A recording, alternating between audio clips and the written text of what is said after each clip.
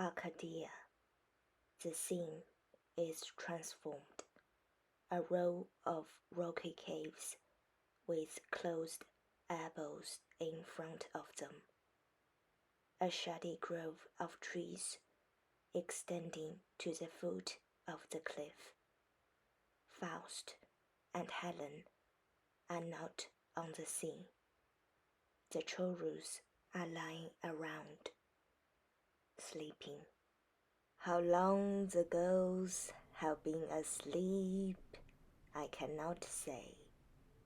Nor can I say whether they have seen in dreams what I have seen before my eyes.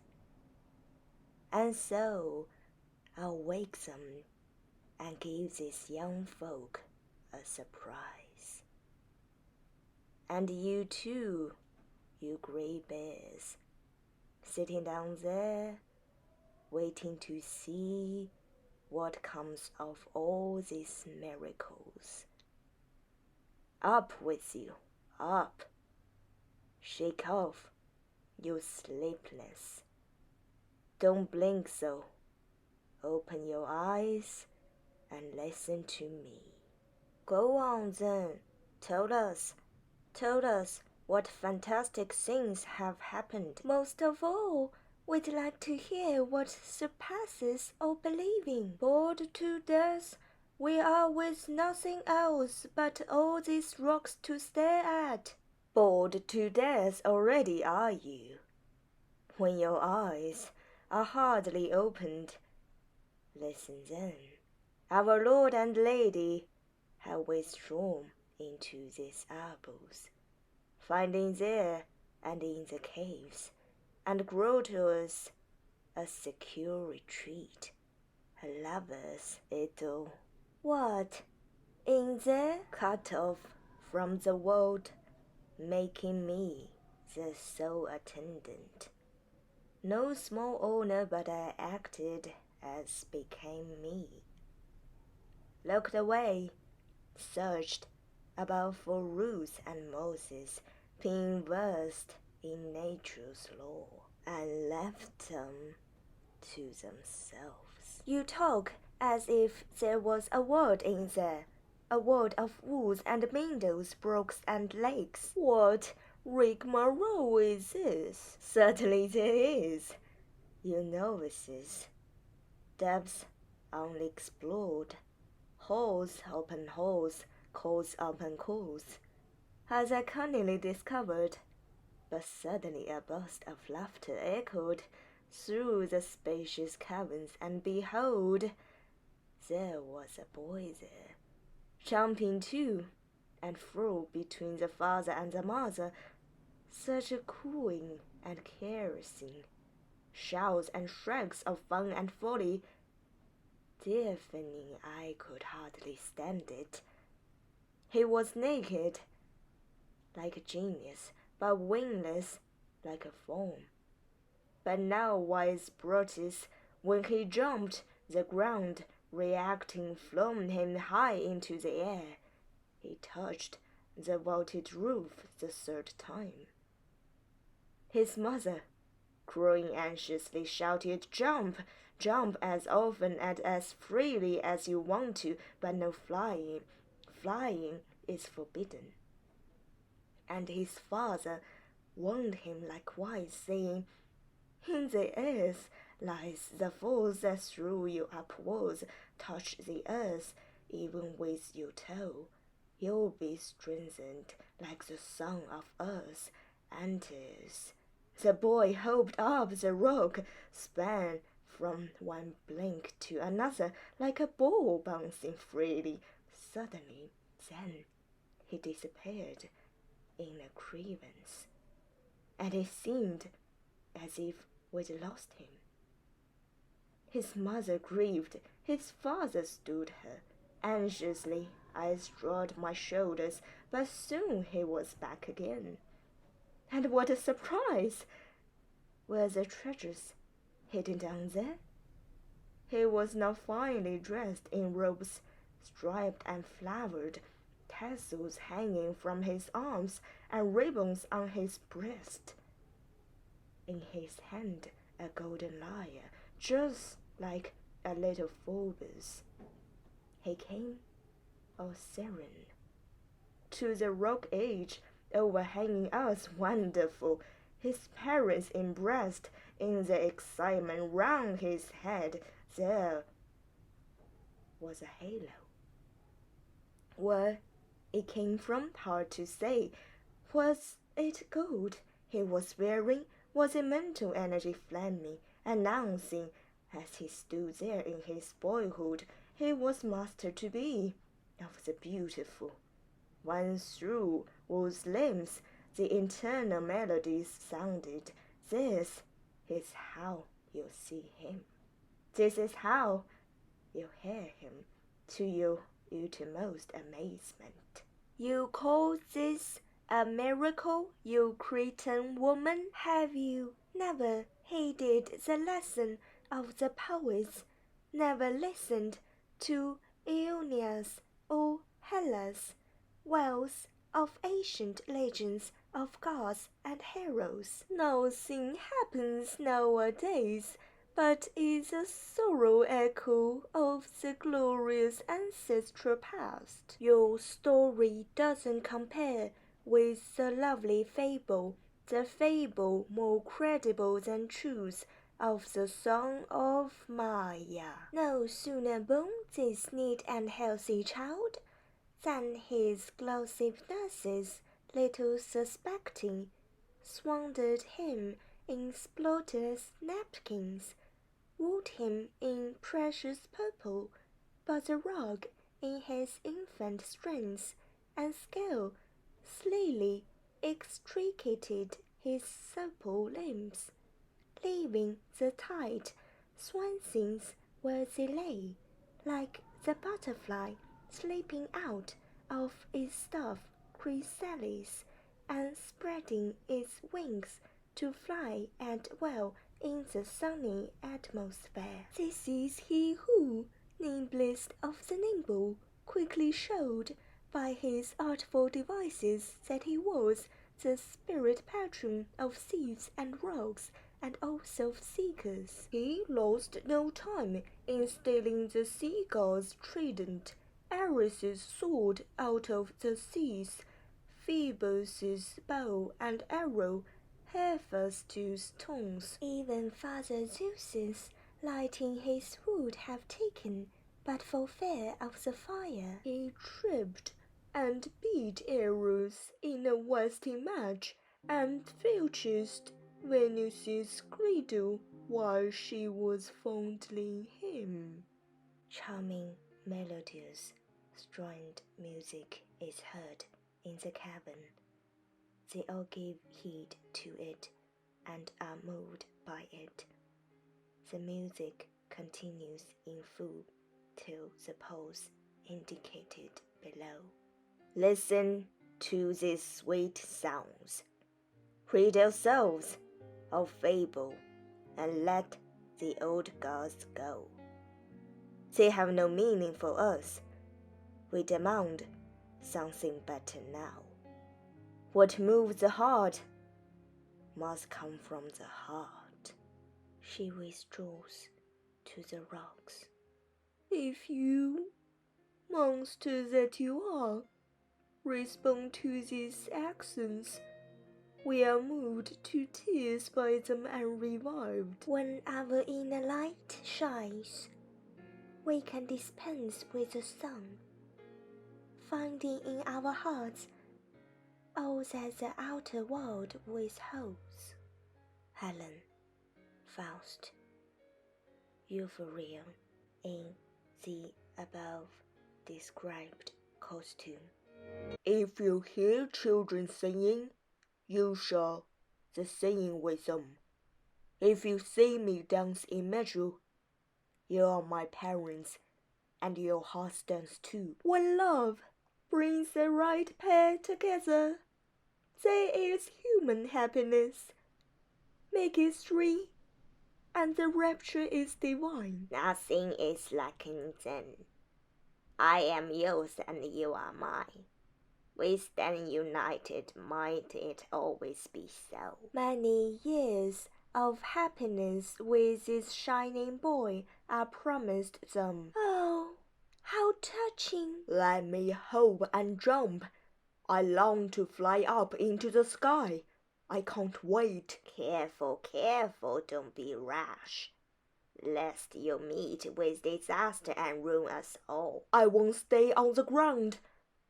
Let go of my hands and hair and dress, they're mine, aren't they? Oh, think those you are, think how it would hurt us to lose what the three of us have won. Won, yes, but not for long, I fear. For the love of your parents keeps this violence in check. Stay here in this rural spot. You adore it. I will do it for your sake. Moving about among the churros and inducing them to dance. I float lightly in this gay company. Is the time right? And the step? Yes, excellent. Lead these beauties in a formal round.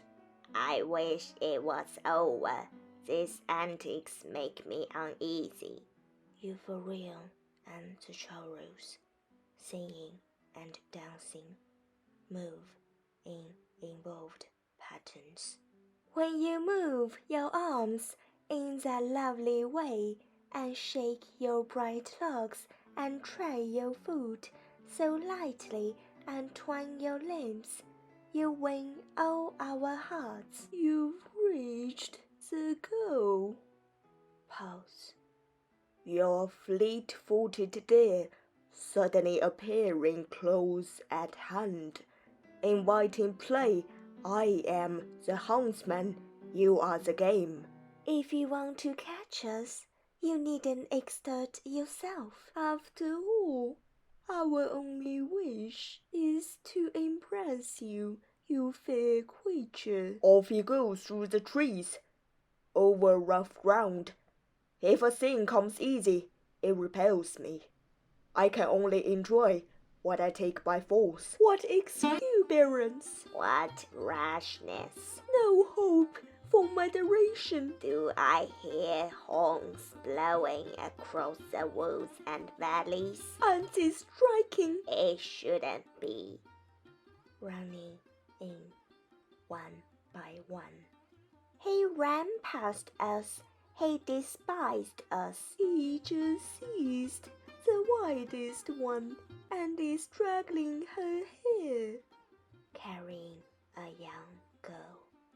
Here I come, dragging this sturdy girl along to enjoy her with violence.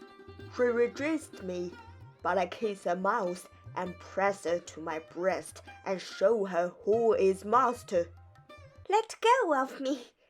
There's strength of mind in me too, and a will as strong as yours. You won't soon overcome it. If you think I'm beaten, you're being overconfident. Hang on, you fool, and I'll burn you just for fun. She bursts into flame and soars up. Follow me into airy spaces. Follow me into clove cavings. Catch me if you can. Shaking off the last of the flames. I feel shut in among these rocks and bushes. This is no place for youth and vigor like mine. I hear winds and waves, but far, far away. I want to be near them. He runs farther and farther up the rock. Do you want to reveal the charmers? You might fall. We shudder at the thought. I must go on mounting and enlarging the view. Now I know where I am, in the middle of the island. Pelops Island close to continent and ocean. Can't you stay peaceably in this wooded hills? We can search for vines, rows of vines on the slopes, figs and golden apples too. Oh, stay and be good in this sweet country. Are you dreaming of peace? Dream if you like. The password is war and victory, sounding on and on.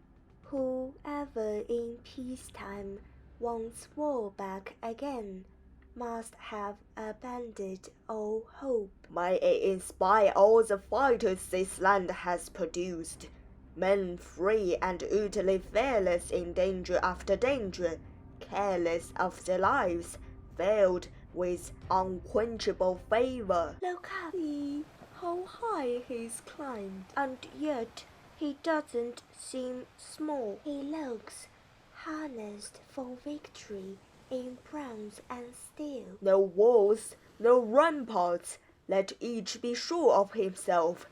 A man's stronghold is a stout heart.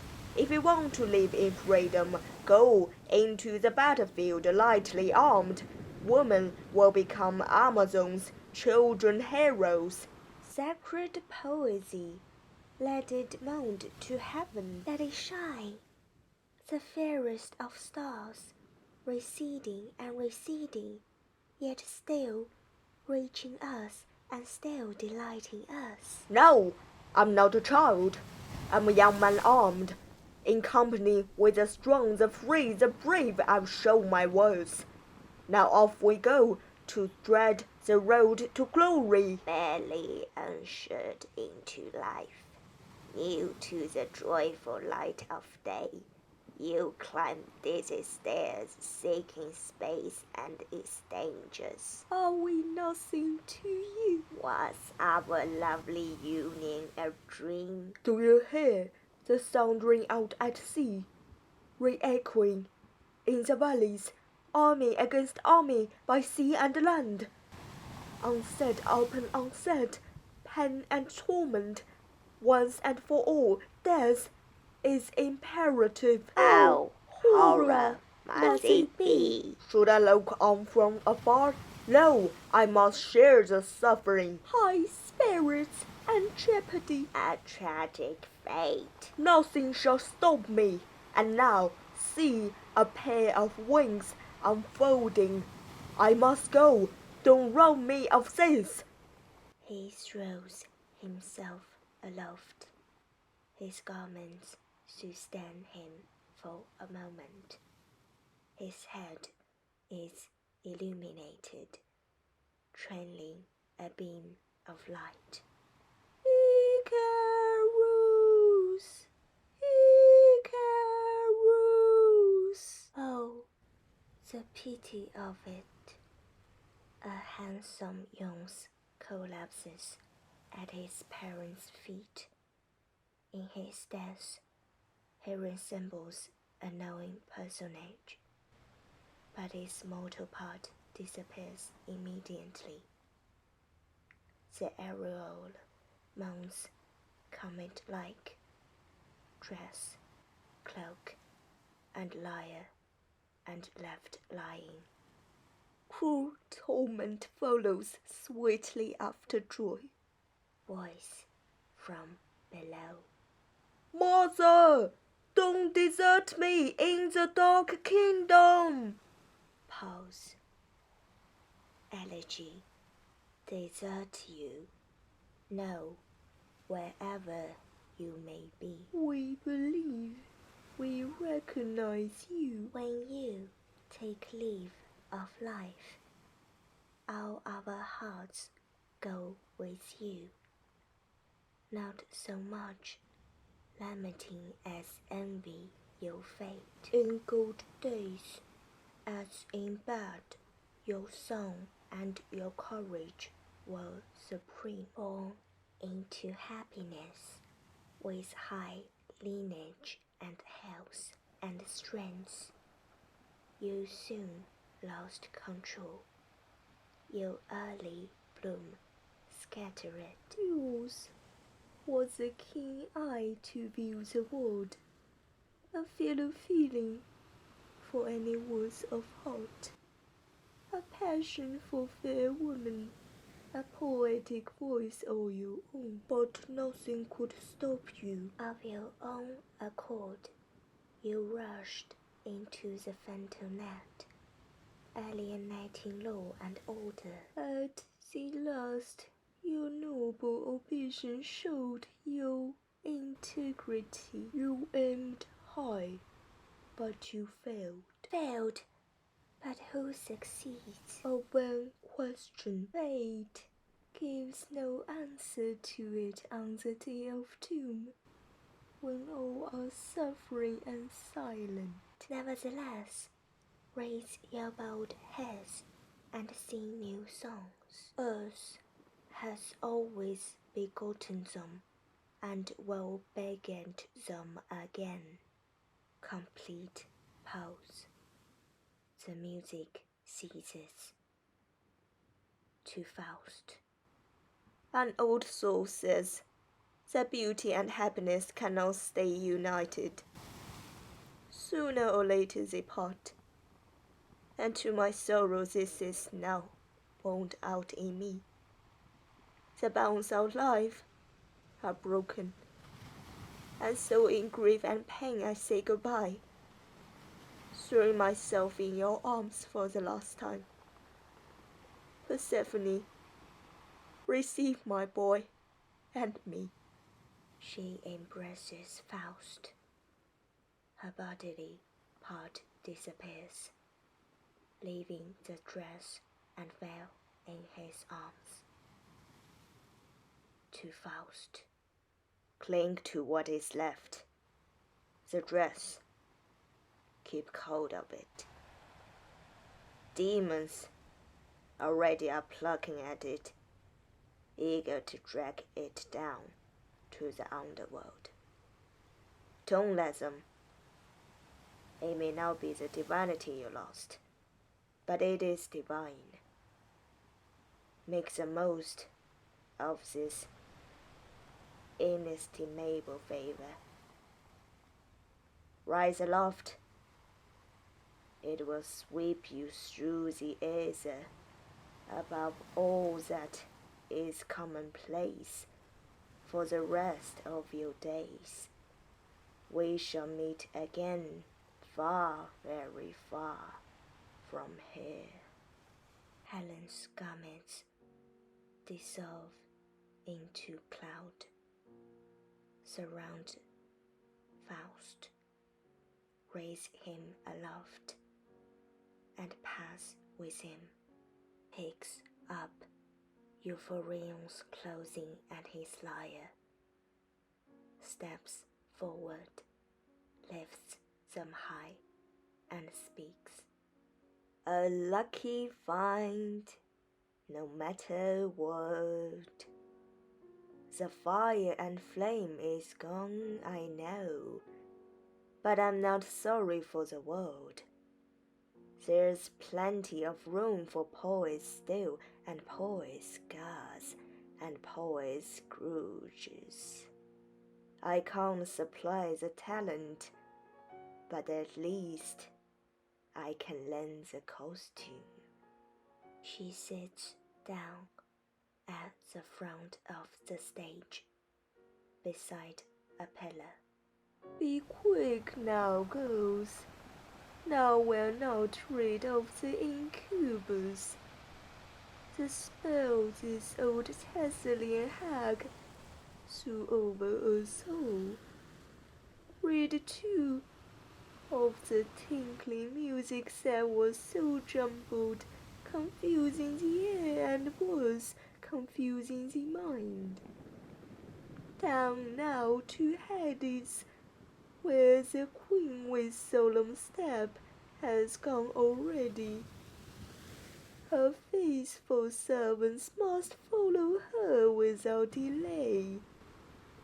We shall find her as a string of the inscrutable one. Queens, to be sure, are all right anywhere. Even in Hades, they're up at the top, associating proudly with equals, intimate with Persephone herself, but with background figures, deep in fields of asphodel, among barren willows and row of poplar.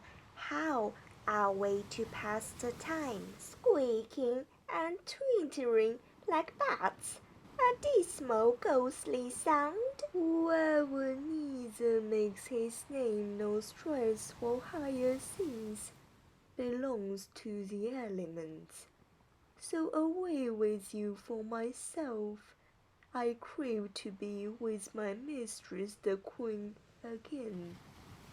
Not merit only, faithful elegance can preserve our person. Of. We are returned to the light of day. Persons no longer, we feel it and know it, but back to Hades never. Living nature claims us, we spirits have our claim on her. In these thousands of branches that swan and tremble, rise still and whisper in the air, we gently, playfully coax the springs of life up from the roots into the waving twigs. We deck them lavishly with leaves, and then with blossoms to grow and strive unchecked.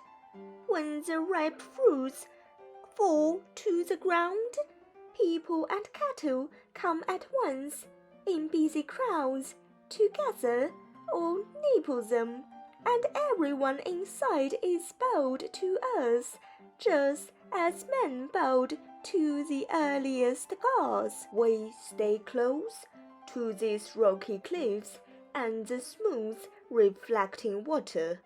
We move carelessly in gentle vibrations over the surface, and here we listen for every sound, bird sound, or fluting in the reeds, even Pan's dreadful shout. We always have an anchor ready. A roasting sound, we roast it back. Sounder than our sounder rules and mightily repeats twice, 3 times up to 10 times. Sisters, we more mobile-minded, hasten away with the running brooks, drawn by the rich-looking lines of distant hills. Down and down we go, meandering, wandering first the meadows, then the pastures, then the gardens, round the houses, those pointed cypresses our waymark, towering above the landscape and the shoreline and the mirror of the sea. You others may go where you like, but we whisperingly haunt this hillside giving wholly to vineyards.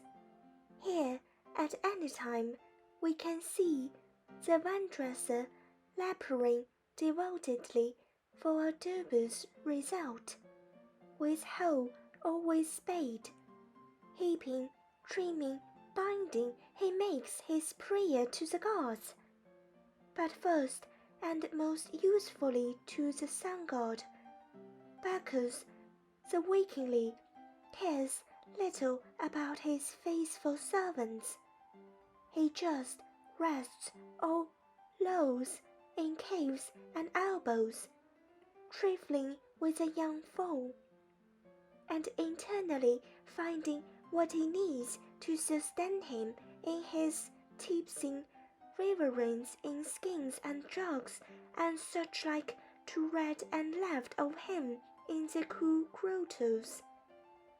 But when the gods, and Helios above all, have done the airing and the wetting, the warming and the baking, and filled the cornucopia with all the grapes it will hold, then suddenly, where before there was only the solitary labor, a great stirring of life begins, a rusting in every vine and a going from one to the next, a creaking of baskets, a clattering of pallets, a groaning under the loads, all on their way to the great vat and the dance of the wine pressers. And so the sacred wells of grapes is rudely trembled to a horrid, foaming, splashing mass. Now the blazing clash of cymbals assails the air, announcing the mysterious arrival of Dionysus, with his following of gold-footed Saturns swinging the woman. Gold-footed too, Silenus, long-eared beast, comes in with its outrageous braying. No respecting hair of persons, the cloven hoof treads down all decency.